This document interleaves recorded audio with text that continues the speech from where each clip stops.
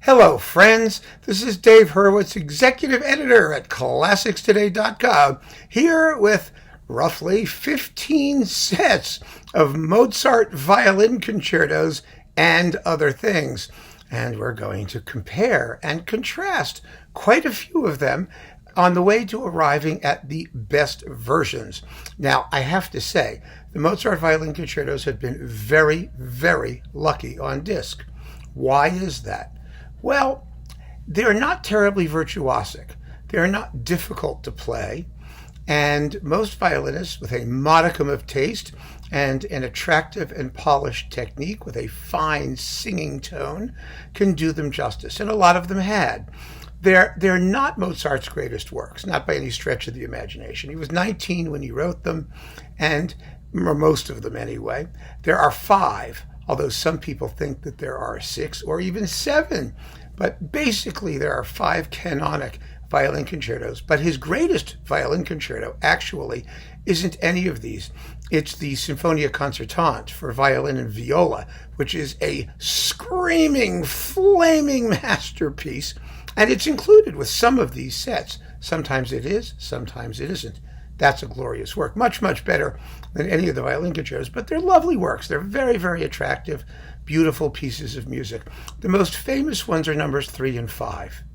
And as we go through these sets, I want to talk to you about how I compare different versions.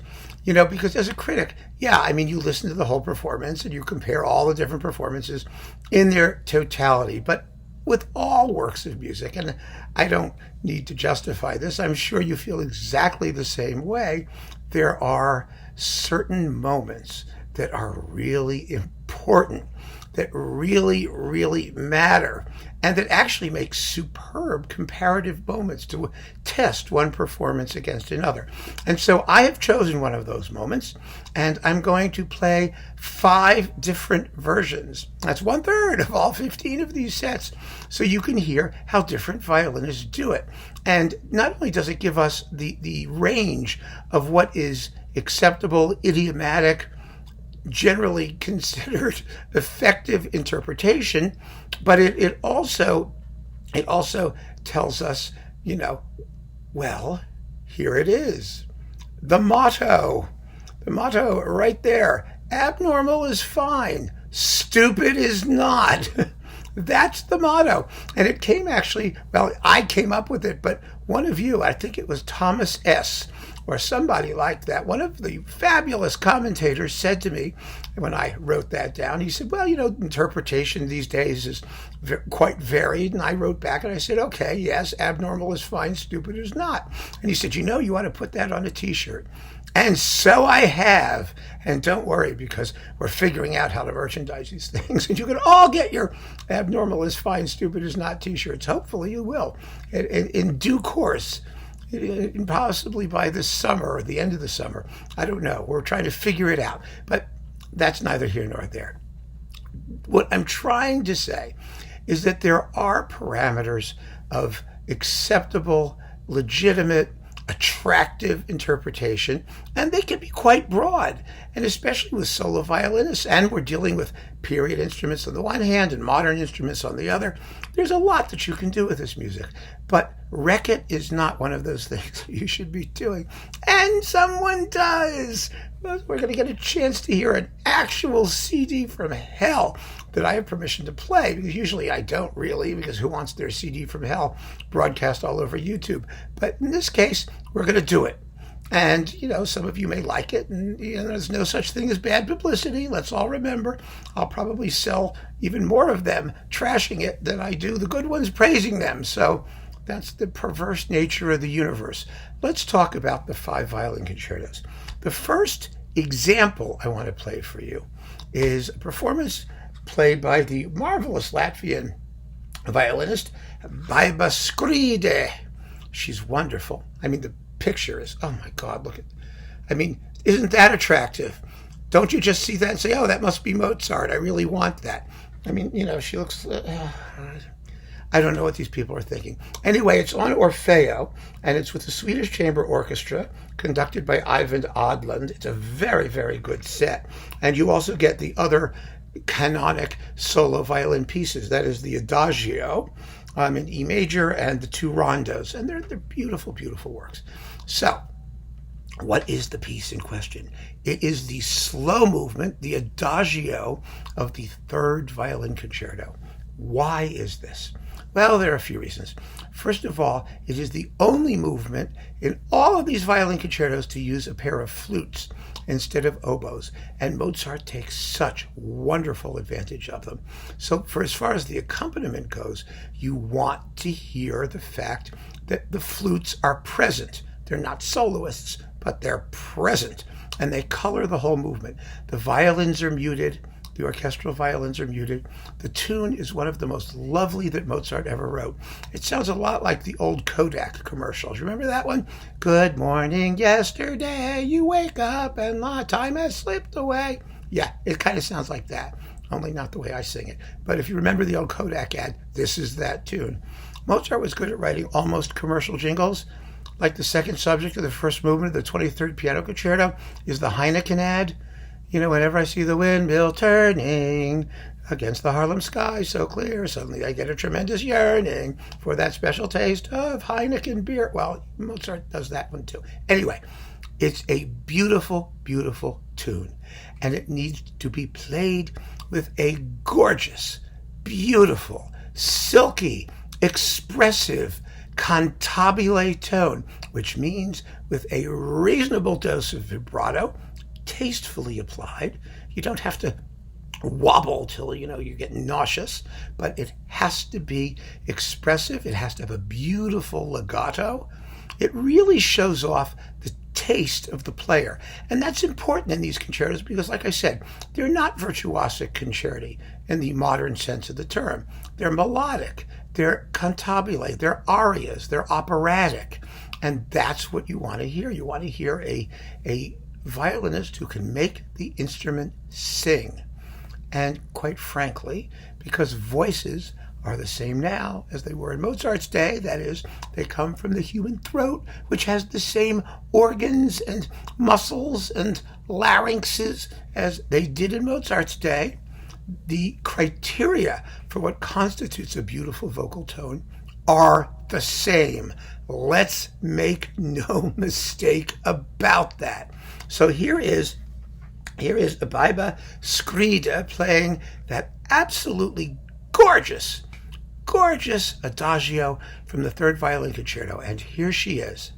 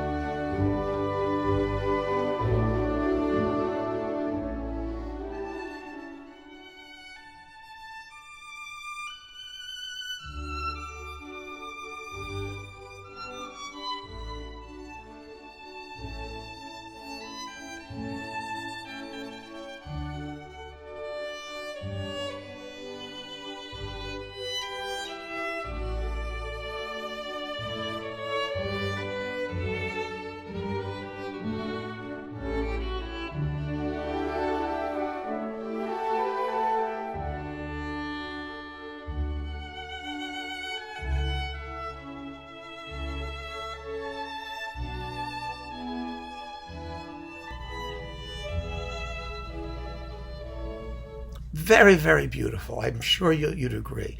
It starts out perhaps a little tentatively in the opening bar, but then it firms up and gathers impetus and that wonderful singing quality as it goes. And it's just great. So I like these performances very much. They're on Orfeo. They're very, very beautiful. Worth considering. Definitely worth considering. Next, on Brilliant Classics. This is one that a lot of you may overlook, and you should not. It's the Hungarian violinist. His name is Christoph Bharati, with the Hungarian Chamber Orchestra, which it looks like he's kind of conducting. Yes, he is. You can get away with that with these concertos because the orchestral parts are rather simple. And this is another lovely performance, perhaps a little bit more inflected in terms of the period instrument movement. Maybe it's a little quicker, it's a little bit more emphatically phrased, but it's a lovely performance as well. And here is Christoph Bharati on Brilliant Classics in the same music.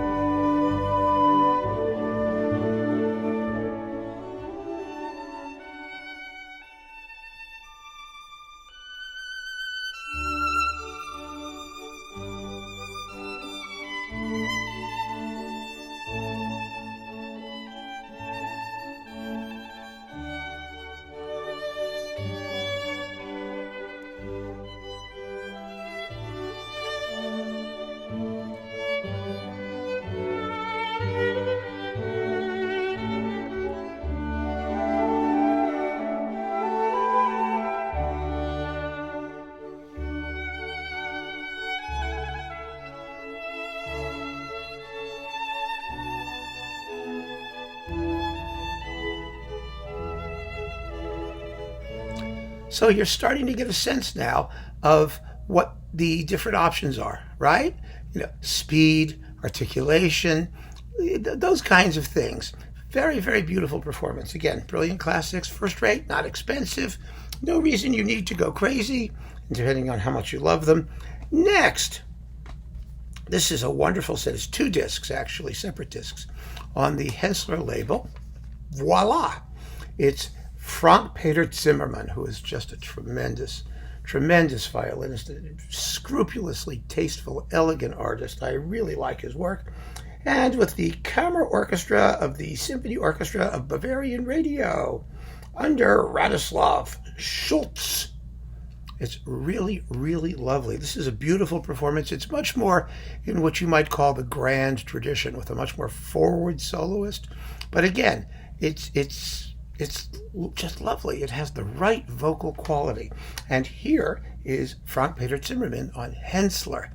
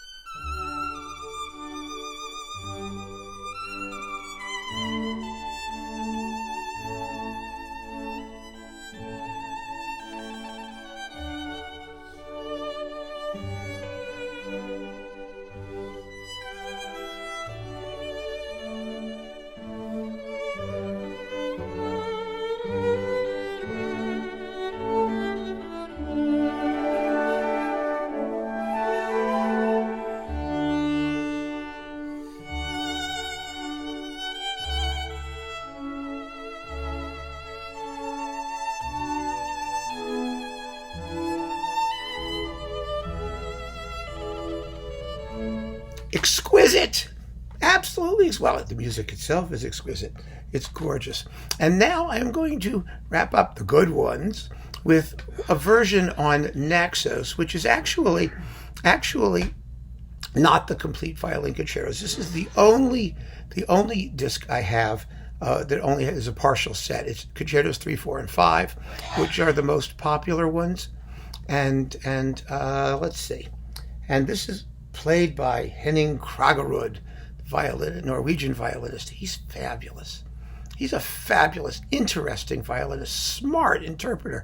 He did those violin concerto arrangements of the Grieg violin sonatas that I did a review of that are fantastic. They're on Naxos. If you haven't heard them, get them. They are marvelous. It's with the Norwegian Chamber Orchestra, and it's just a great disc. Let's listen to Henning Kragerud do the same bit, central movement, the Adagio of the third violin concerto. It's very, very lovely. Here you go.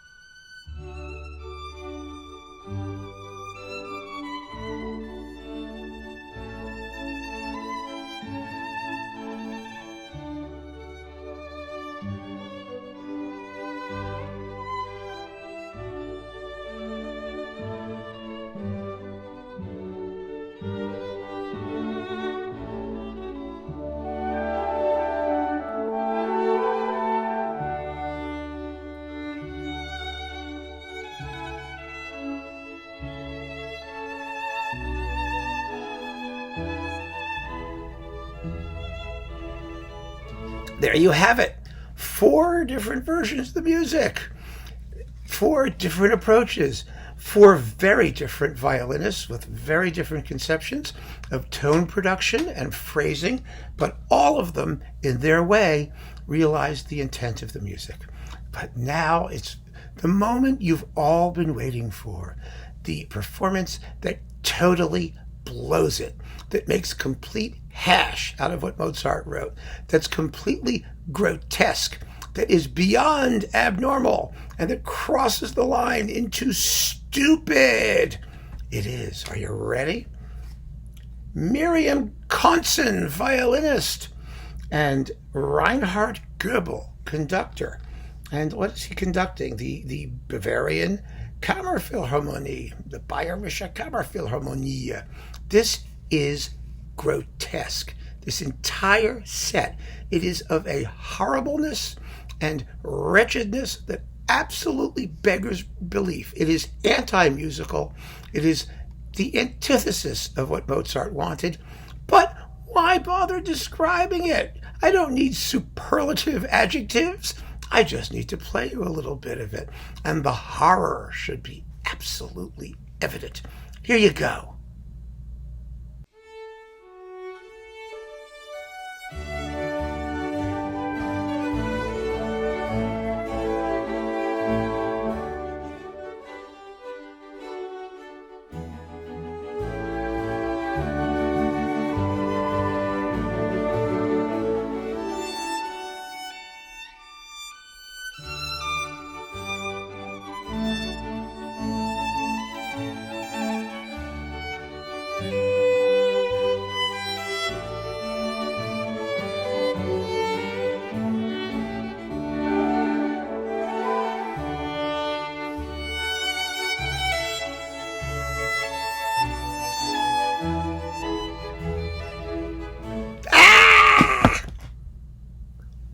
What the hell was that? It's on the Oehms label, by the way. Yes, it's on Oehms Classics. What was that? First of all, it's not an Adagio. Second of all, the orchestra sounds like hell. I mean, what did he do to these poor people? Stripped out all the vibrato, of course, had them play as crudely as they can, and so does she. My God, she is so completely dynamically unaware. There's no sensitivity. There's no phrasing. It's all choppy and wiry and screechy. She sings like a rusty hinge. That's the bottom line. This gets my vote for worst ever set of Mozart violin concertos. It's just despicable. Yes. And you heard it here. Wasn't that fun? It really is, I know. So now let's talk about a whole raft of other complete sets that are all recommendable. They're all very good one way or another. Well, no, actually they're not all. I'm wrong. There are 2 or 3 that are not, and I'm going to tell you why they're not. Let's start with the period instrumenty influenced ones. One of the most kind of intriguing is this one with Gidon Kremer, the Vienna Philharmonic, and Nicholas Harnoncourt. Now this comes with the Symphonie Concertant. The problem here, as always in these circumstances, is Kremer. Harnoncourt is interesting, perhaps a little, it's Harnoncourt. It gets a little weird or exaggerated. He gets the abnormal is fine. He does not cross the boundary into stupid. But the problem is Kremer, whose tone just is unlovely. It's not terrible. It's not really out of tune. It's just not that attractive. It really isn't. And, when you listen to the Symphonia Concertant with Kim Kashkashian on viola, you've got someone who really plays nicely, has a nice fulsome tone. Kremer is an interesting violinist. He always was. But he's like those modern music sopranos. They have perfect pitch. They can sing anything, but the voices just aren't very pretty. He's like that. He's a very good violinist. He's got the technique down. It's just not beautiful in a conventional sense. And conventional beauty, vocal beauty, is what Mozart's all about. You can't really be weird beautiful in Mozart. You have to sing. It has to sound like that, like a singer. And Mozart said so. That's what he wanted. No excuse not to give it to him. Now, this isn't horrible at all. It's interesting in moments, but not one of the best. So, no. Also not one of the best, my other one for not one of the best in the period instrumenty way, is this one. Isabel Faust with Il Giardino Armonico with Giovanni Antonini. Now, I like Il Giardino Armonico in these performances. I think they sound really good. And Antonini's a very good conductor in this stuff. It sounds lovely. The problem is Faust. What has she done to herself? She has destroyed her tone. When she plays this music, she plays in this sort of debased, perverse conception of period instrument sound, thinning it out, taking out the vibrato, of course, but just with a dryness and just a lack of sensuality. This music with those muted violins and the silky flutes, it's a nocturne. It's sex music. My God, it's sex music. And this, holy cow, this is just dry as dust. It's terrible. I don't understand what she thinks she's doing. The orchestra is great. The only problem with Antonini actually is that their pitch is lower. They use Baroque pitch. What is it? A equals 415 or something? I don't know. It's lower. And as a result, you don't hear the flutes as well as you should.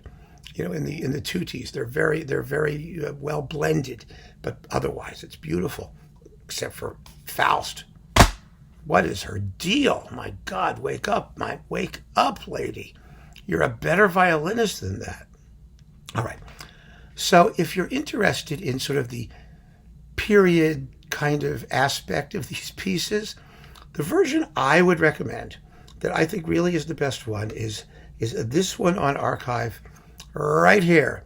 It's Giulio Carmignola and Claudio Abbado with, let's see, who's this with? With Orchestra Mozart. Now, Abbado is usually a terrible Mozart conductor, and he's an even worse Mozart conductor when he adopted the period instrument ethos. But he's a very good accompanist. He's a very considerate accompanist. And Giuliano Carmignola is a great violinist, a terrific violinist, and plays these pieces beautifully, absolutely beautifully. So for the period inflected approach, this is an excellent choice. It really is. And it's a wonderful one to contrast to the more standard versions. It really is. I was very impressed and very surprised, frankly, because I wasn't, expecting very much, and it turned out really well. It seemed to have been a very happy collaboration, and the results are excellent. And you get the Symphonie Concertant. Actually, by the way, you do, and it's really very good. So that one is my choice. All the rest of these are modern instruments, modern soloist, although with some influence of the HIP movement, possibly. It doesn't make any difference. You'll decide for yourself. All right, so first, sort of the young guns, or the younger guns. James Ennis, fantastic violinist. This is with the Mozart Anniversary Orchestra. Happy anniversary to you. I don't know what that means. It's got to be a pickup ensemble. It doesn't make any difference. You get the standard 5 violin concertos and the 3 other independent movements that we already talked about, the Adagio and the 2 rondos. It's on Onyx. Onyx in its first class. I mean, Ennis is just, again, some of these performers are such marvelous artists. There's no way they're going to blow it. And they don't. So that's a good one. Also very good, Leonidas Kavakos with Camerata Salzburg on Sony.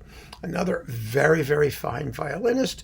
He does a beautiful job. The orchestra could play this in their sleep. They're not asleep, fortunately. It's very well recorded. This is on Sony, I believe. Yes. And it's quite lovely. Absolutely lovely. He's a good one. Also, really worth hearing and kind of interesting for all the stuff that you get. Julia Fischer, before she jumped ship, went to Decca and buried herself wherever she is now.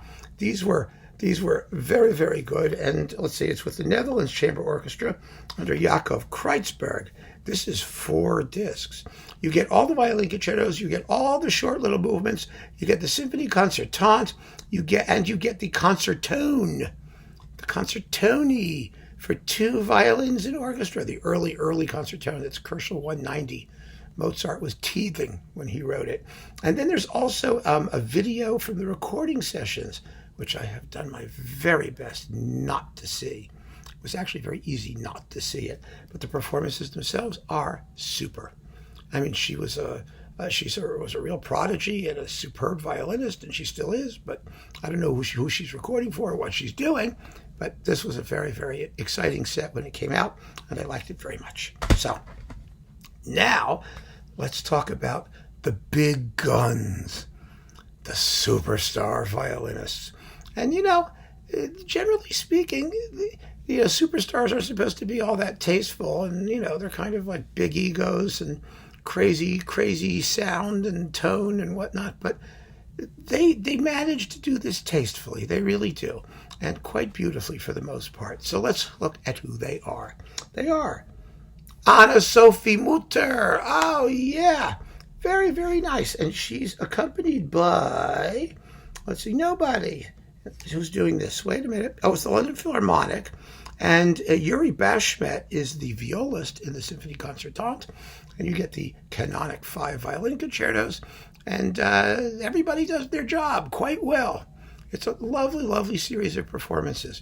And she, nowadays in romantic music, she's all over the place. I mean, she's just panting and heaving and sweating and drooling. And it's just, oh my goodness.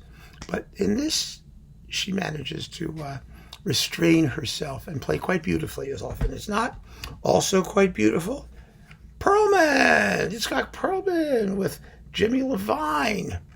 The Jimmy Levine. Also, let's see what's this with. It's with the Vienna Philharmonic. What could be bad?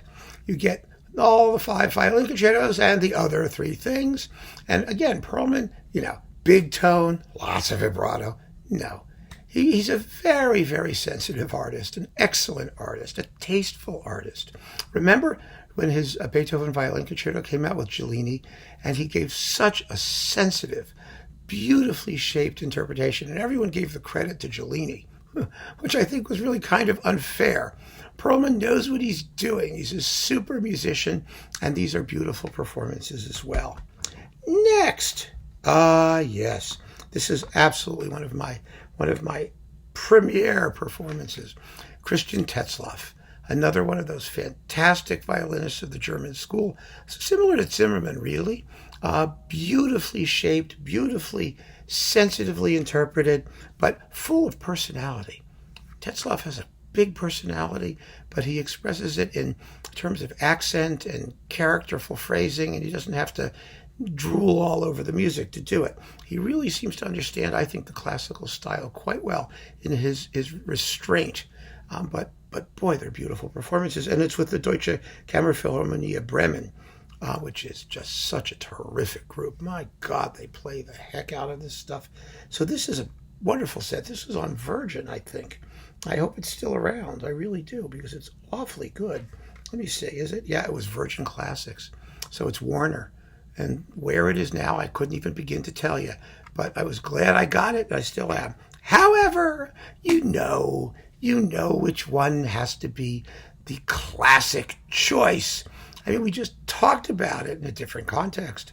Grumio with Davis. Of course, it has to be. You know, people talk about idiomatic style. Grumio was a born Mozartian.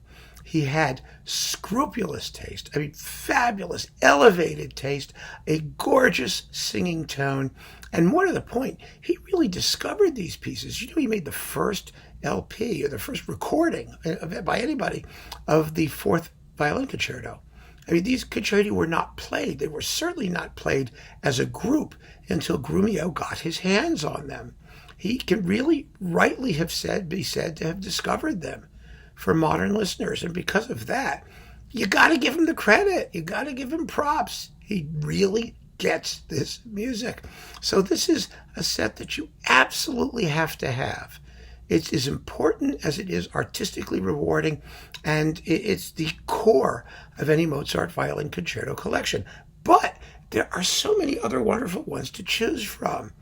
Essentially, you could get any of these as long as you avoid, let's see, who do we avoid here? Let me get the avoiders. They're down here somewhere. Wait a second. Let's be clear. There we go. Here they are. Avoid Isabel Faust. I mean, just don't even think about it. Avoid Gideon Kramer, unfortunately, because even though it has interesting bits, he's just not as good as some of the other guys out here. And most of all, avoid Miriam Kansen, the she-devil of period Mozart performance. And I don't mean she-devil in a good way. No. Terrible. Absolutely awful. But those are the Mozart Violin Concertos. I hope you've enjoyed making all these comparisons. I've got this, I mean, it's just an unbelievable pile of stuff, but we're spoiled for choice. So keep on listening, folks. Thank you for joining me, and take care.